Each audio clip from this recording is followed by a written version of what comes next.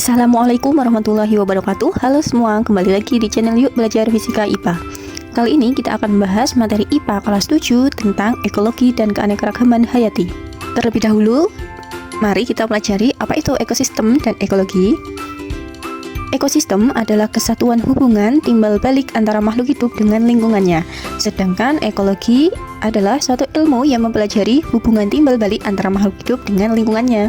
Jadi sudah paham ya, ekologi adalah ilmu yang mempelajari tentang ekosistem. Terdapat dua komponen ekosistem, yaitu komponen biotik dan komponen abiotik. Yang pertama, komponen biotik. Komponen biotik meliputi semua makhluk hidup seperti tumbuhan, hewan, manusia, dan mikroorganisme. Sedangkan komponen abiotik meliputi semua benda mati seperti tanah, udara, cairan, iklim, kelembaban, dan cahaya. Selanjutnya, kita akan pelajari tentang satuan penyusun ekosistem. Satuan terkecil dalam ekosistem disebut individu. Seperti yang ditunjukkan pada contoh ya, ada seekor ayam. Nah, kumpulan individu yang sejenis itu membentuk suatu populasi. Kemudian, kumpulan populasi yang berbeda hidup di tempat yang sama membentuk suatu komunitas. Nah, satuan mulai dari individu hingga komunitas tadi hanya mencakup komponen biotik saja. Komponen biotik tadi apabila bergabung dengan komponen abiotik, maka selanjutnya membentuk suatu ekosistem. Selanjutnya, jenis-jenis interaksi makhluk hidup dengan lingkungannya. Yang pertama, simbiosis. Pasti kalian sudah pernah dengar ya, waktu SD. Simbiosis adalah hubungan erat antar populasi yang menempati habitat yang sama. Terdapat 3 jenis simbiosis. Yang pertama, ada simbiosis mutualisme, yaitu hubungan antara dua organisme yang berbeda namun saling menguntungkan satu sama lain. Contohnya adalah lebah dengan bunga.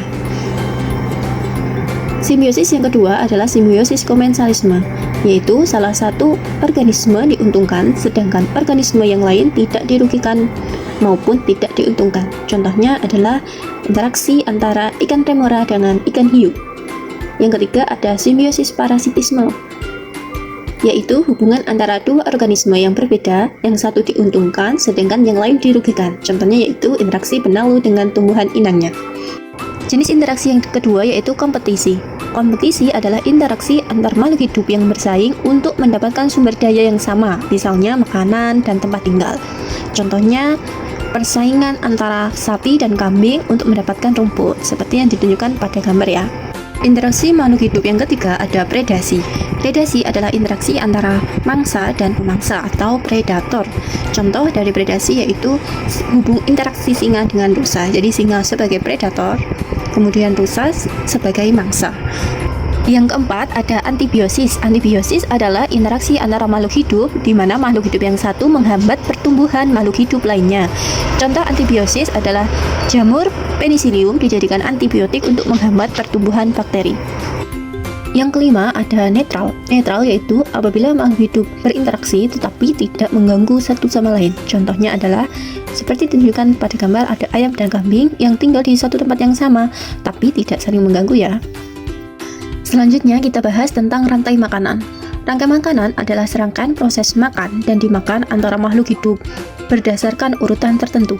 Pada rantai makanan terdapat makhluk hidup yang berperan sebagai produsen, konsumen, dan dekomposer atau pengurai untuk kelangsungan hidup. Nah, berikut ini adalah contoh dari rantai makanan. Di sini ada yang berperan sebagai produsen, konsumen, kemudian sebagai pengurai juga ya. Jadi produsennya di sini ada rumput. Oke, kita lanjut.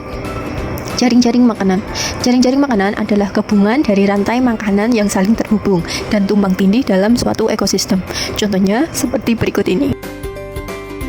Oke, sampai di sini dulu pembahasan kita tentang ekologi dan keanekaragaman hayati. Semoga bermanfaat. Jangan lupa untuk like, comment, share ke teman-temanmu ya, dan jangan lupa untuk subscribe. Wassalamualaikum warahmatullahi wabarakatuh.